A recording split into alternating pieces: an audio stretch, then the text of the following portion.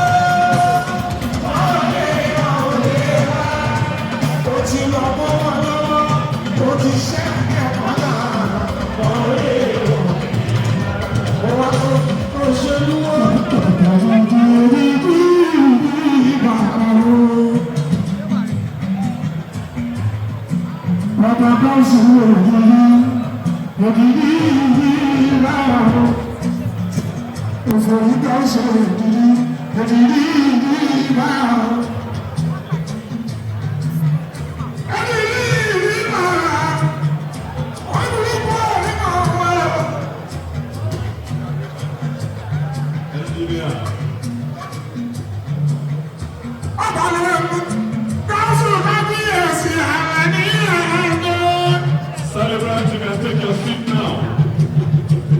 I just to celebrate your